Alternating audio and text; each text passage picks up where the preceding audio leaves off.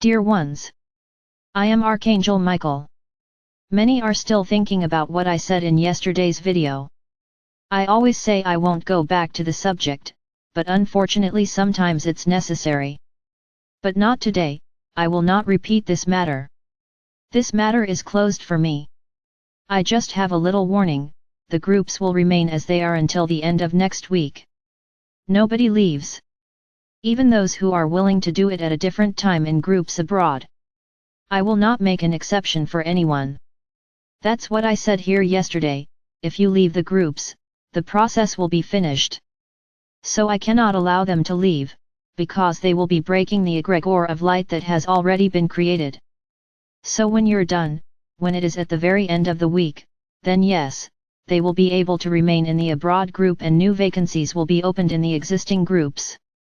We may have some small changes in relation to the days.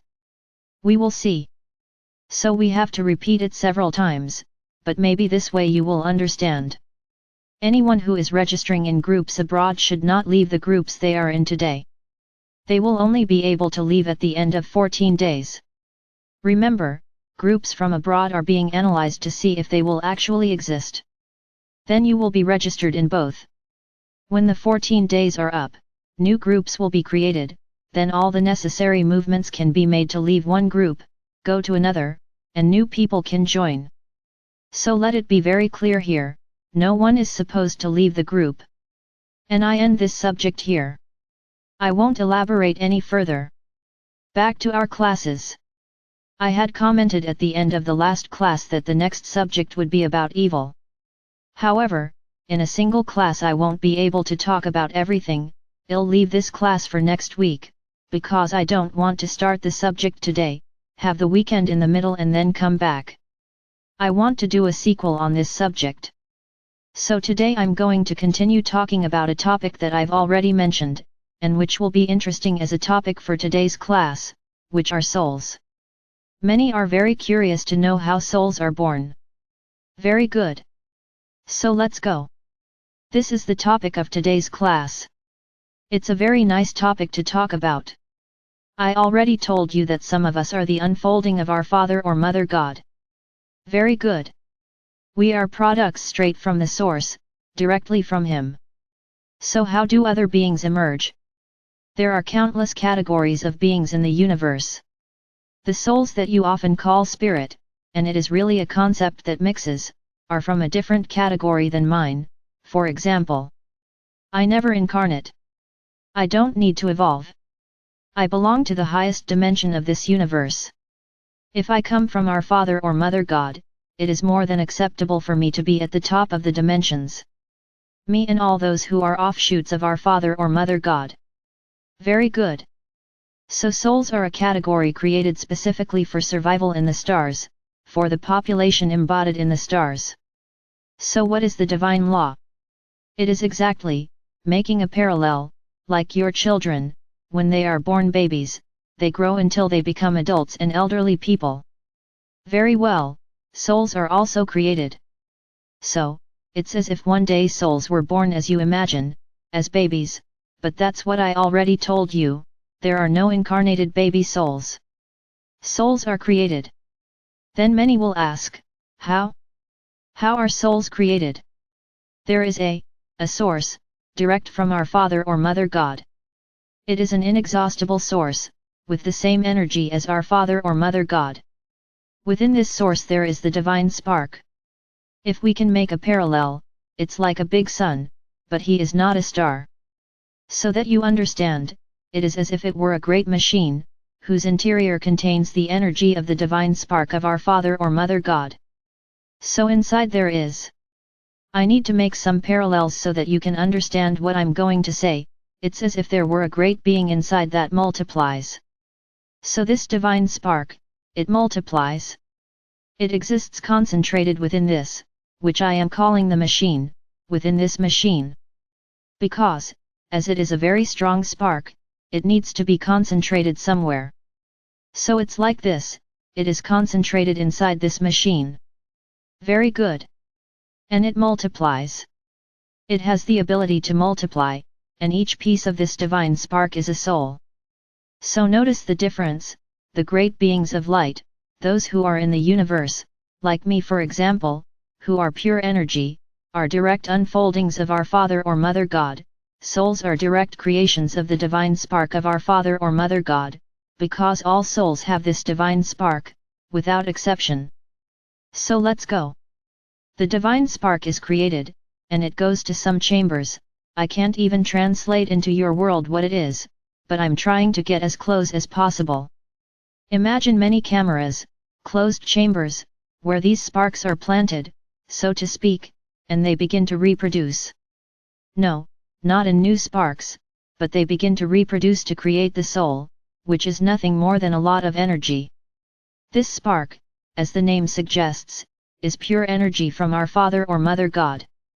Then it has enough energy to transform and create another type of energy, which is the soul. Then in these chambers the souls and consciousness of each soul are created. No, please don't create monsters. It is not a soul with a brain, it is a soul with consciousness, with all the attributes that a soul needs to have: intelligence, consciousness, purpose. Very good. Many people are making a similarity with the gestation period of their babies. Yes, there is a similarity.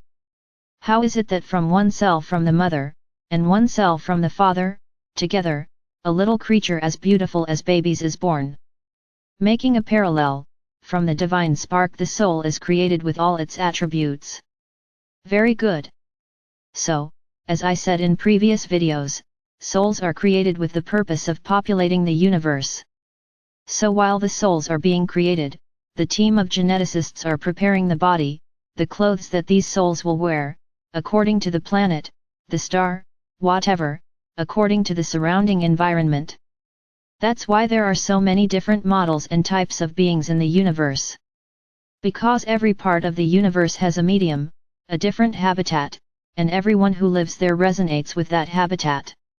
You have this human outfit, with the same elements that planet Earth is formed from.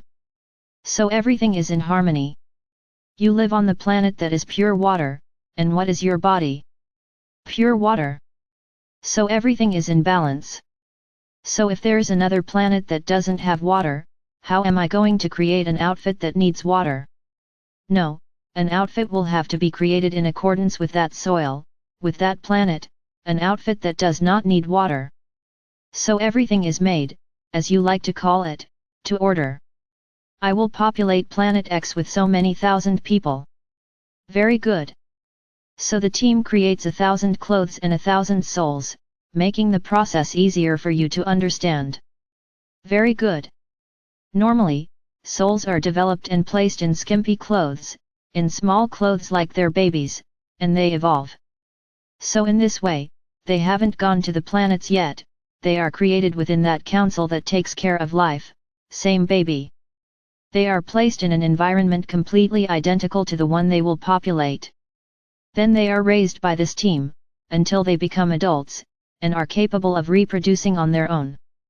Then these beings are taken to the planet, and their mission is to populate this planet. It's starting an era, start a settlement, a city, whatever you want. Then many may ask, but how many are placed on each planet? No, don't think it's just a couple, because not everyone reproduces in the same way as you. Thousands, hundreds of thousands of bodies of beings are placed on these planets, and then they multiply, and over time, the planet becomes populated. Very good. This, if you go back in time a little, way back, long before Homo sapiens, this was more or less what your planet was like. With very few humans and very few developed humans. Well, that's another subject. So my brothers, this is how souls are created. Then we're going to talk a little about the soul purpose, which everyone has. Why does a soul come into the world? To evolve. So it's as if the universe were one big school. There are planets with low dimensions, and there are planets with higher dimensions. So it is the purpose of each soul, to evolve to the highest dimensions. This is the purpose of all souls. Ah, my Archangel, so you are telling me that all souls could one day be beings of light like you, for example. Yes, like me in dimension, because I come directly from our Father or Mother God and souls do not, but they may have the necessary powers for this dimension, no problem. This is the goal of all souls. Evolve. So then you start to think and analyze why there are so many dimensions. It's like a walk, it's like a learning journey, because that's the only way the soul learns. And it is in this way, overcoming obstacles and learning directions, that the soul evolves. So my brothers, begin to realize that some planets in the universe have low dimensions, because that is where souls begin, it is there that souls begin their journey. So many are already thinking, but do these lower dimensions have bad feelings? No, I'm not talking about feelings yet, I'm talking about a journey of evolution. So on this journey, the soul begins on a first dimension planet, where adversities, difficulties, where learning is as difficult as possible, but everything is part of the evolution process of our Father or Mother God. No, I'm not talking here about feelings, resonating with the lower dimension. It'll still get there. I'm talking about the evolution of the soul. Very good. Sometimes, I told you here that the first and second dimensions are ethereal, they are not physical. So it is a point in the learning of souls, in which they do not have bodies, they exist only as energy, and they need to go through this entire process before they are allowed to wear their clothes. So the first physical dimension is the third. Then, from there, they can wear their clothes on the planet, and can continue the journey of evolution. You can always continue following the correct paths and surpassing dimension, until you get where you want. I'll say it again, I'm not talking about feelings yet. I'm talking about what happens in the universe, not on this planet. I'm still in the universe. Very good. I just want you to remember this information that has already been said here, but I will repeat, first and second dimensions are not physical, but they are the dimensions where souls begin to learn all the adversities they need to learn. When they migrate to Aethersera, they get a new look. So this is how the planets are populated. Another point to be considered is that solar systems and planets are not created every day. This has to be very in-depth planning. So let's think about the following. Very few planets remain in lower dimensions, because the souls were not affected by anything and they continued on their evolutionary path, on your growth path. Then you may ask, and when all souls reach the highest evolution, what happens to this planet? When a planet reaches a certain point of highly evolved beings, a new wave of inhabitants is created and placed there so that the process can begin again, and the planet remains populated. So this is how the entire universe behaves, with its souls always in complete evolution. It is a continuous process, and as I said, there is no limit to the soul, they only die if they are hit. There is no determination for a soul to die. It is an energy that never goes out. Why? Because she has a divine spark, and this divine spark never goes out. It would go out if our Father or Mother God would go out too. Then many quickly ask, but what about us not dying? It is not the divine spark that dies, it is your cloak that dies. It is the physical body that has come to an end, not the soul. The soul continues, the divine spark is still there. Dying, there is death of the physical body for you, not death of the soul. So my brothers, this is the walk of a soul. This is how souls are created, this is how they evolve. So in the next class I will start to explain, why your planet stagnated. Why has your planet been in the third dimension for so long? Because this is not normal. But you will understand. And so that you don't feel so harmed, this didn't just happen to your planet. There are many others in the same conditions. But we'll get there. For today, I think there's enough for you to think about. I am Archangel Michael. I'm here, always, trying to bring more knowledge to you every day.